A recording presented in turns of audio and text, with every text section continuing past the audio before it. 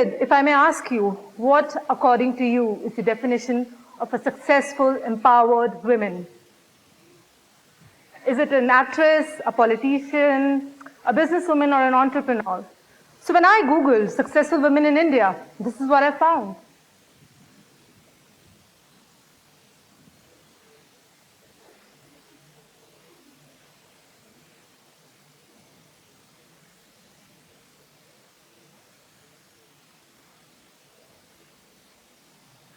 So all these search results, if you could see, indicated at women entrepreneurs as successful. So this way, it means empowerment is entrepreneurial success, right? My income defines how empowered I am. Isn't this a very myopic understanding of the word empowerment? To be very precise, women empowerment. If we talk about women empowerment, and that's all the buzzwords around, are we taking into account all categories of women, especially the ones who are in extremely vulnerable conditions? How often do women from the institutional and custodial settings come to discussion? The destitute, the widows, the ones who are languishing in the prisons, or the ones having any kind of mental illness. They've been languishing in government-aided and government-run and government-aided shelter homes, psychiatric homes, prisons, etc. So is the wave of emancipation, wave of women empowerment reaching them? If you look at the plans, policies, and programs, especially curated for women, I mean, there's absolutely no dearth of schemes which address women's safety, security, gender inequality, disparity. But the question here arises, how effective is the implementation of these schemes? Of course, these schemes try to protect and safeguard the rights of women and advancing and promoting their advancement in different spheres. Let me give you an example of the Swadhargaya scheme. It is a centrally sponsored scheme run by the Ministry of Women and Child Development. It targets women victims of difficult circumstances who need institutional support to rehabilitate themselves. It envisages to provide them with food, shelter, clothing, health facilities, as well as social and economic security. Basically, they are like temporary or makeshift arrangement for the woman to become self-reliant and eventually so that the process of their reintegration and mainstreaming into the society is smoothened. But in my experience of almost inspecting more than 50 Swadhargaya homes in the country, the reality is quite different from what is on the paper. It's actually quite grim. To begin with, they do not even have the basic minimum facilities. It is the inhuman conditions that they are living in, and there is no rehabilitation. In the sense, there are no skill development or vocational courses running for these women. In fact, the inmates who are residing inside, do not even meet the criteria to be there. They're either run as hostels or old age homes with women whiling away their time. I'm very sure these institutions which aim to protect and rehabilitate and care for these women eventually becomes dens of exploitation. You must have heard about the famous Muzaffarnagar shelter home rape case, where 34 out of 42 girls were reported being raped. And here I'm just not talking about sexual exploitation. There's a lot of physical and mental agony that these women go through, which is often unnoticed and goes unreported. The situation is no way different even in prisons or the psychiatric homes. I remember I was working in Baikala prison and I met this very bubbly girl, Nisha. She was charged with the offense of theft, a very petty offense if you talk in terms of the criminal aspect of it, and a crime which she never committed. Her employer's husband was a substance abuse addict, and he sort of sold his wife's jewelry, and of course the blame came on Nisha. She's been languishing in the prison for almost 2 years now. Her family has severed ties with her. Her husband is remarried, unable to bear the trauma, and lack of any family as well as legal or psychological support by the state. She's recently been shifted to a psychiatric home in Nagpur. Of course, the situation is no way better in psychiatric homes as well. Less than 1%, and I think I'm exaggerating this bit again. There is hardly any women whose family comes and visits them because, of course, they are dependent. And very unfortunately, dependent women are regarded as redundant. But this is not the case for men. They get the family support right through. Of course, because they're always looked at the potential breadwinners, caregivers, protectors. In another case, a friend of mine was staying in the working women hostel. So since she was working with the corporate, her timings were from 11 in the morning to 8 in the evening, and often she would get dropped by any of her male colleagues who were staying in the same vicinity. She was not very comfortable with the looks of the guard who was posted at night, until one day, while she was opening the gate, he touched her inappropriately. She immediately went and complained to the warden, but to her surprise, instead of being considerate, her warden blamed her for being a woman of bad character.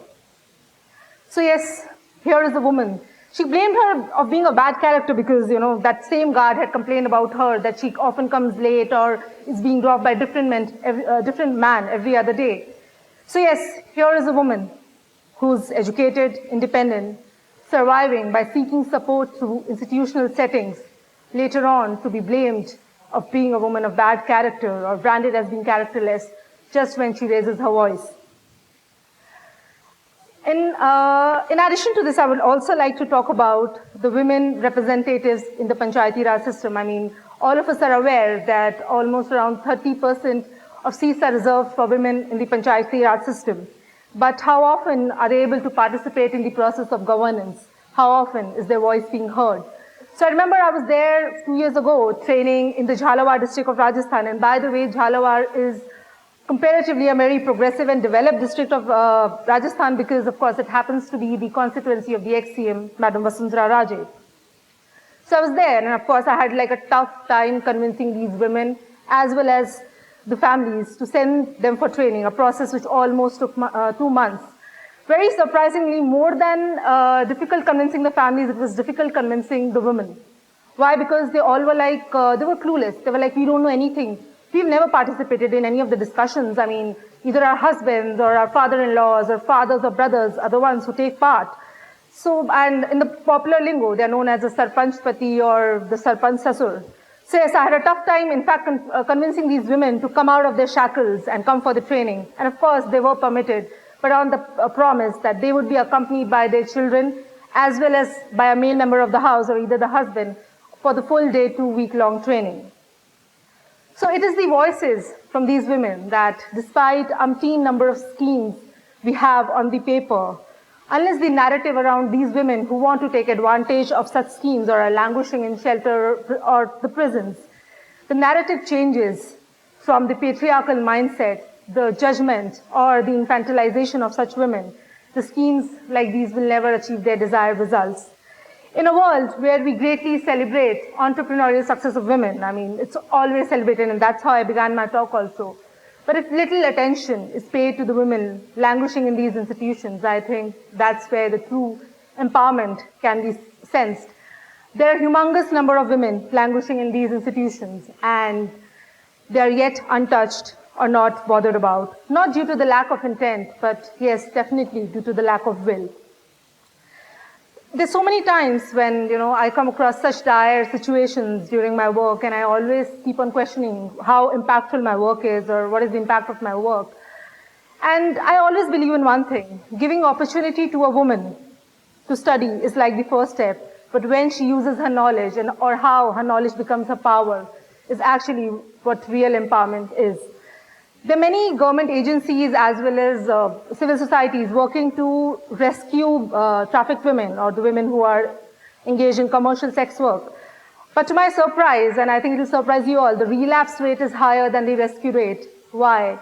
Because these women are not looking for shelter, but work. Most of them come from economically very, very weaker sections of the background, socially, economically backward backgrounds. And all they are looking for certain skills and employment. So, I just want to introduce this woman. She's one of the sarpanches at Sunail block in Jhalawar district. She was married at the age of 13, and her in-laws sent her back to her own house because she could not meet their dowry demands. And today, I think, well, she'll tell you her story. तो आपको अपने घर से पूरा support मिला था बनने के लिए? मतलब आपके पति ने, आपके परिवार ने? कौन? मेरे पिताजी ने। पिताजी ने? पिताजी ने दिया था। मेरे पति ने तो शादी करके मुझे डिवोर्स कर दिया। अच्छा। उसके बाद मैं यही मेरे पिताजी के घर रही हूँ। अच्छा, आपका मतलब मायका यही है? हाँ। ससुराल किधर है? ससुराल भी पास ही है, पर वो ससुराल वाले तो मेरे को नहीं ले जा रहे थे। फिर मेरे वो चुनाव होने के बाद, प्रधान बनने के बाद मेरे पति वापस आ गए मेरे पास, रहने लग गए 6 महीने से मेरे साथ रहते हैं। So yes, if you would have followed, her husband returned after she became a sarpanch.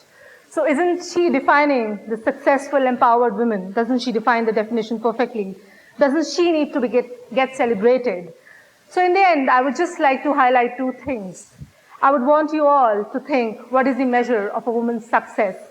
And secondly, to pay a little attention to the women languishing in these state institutions.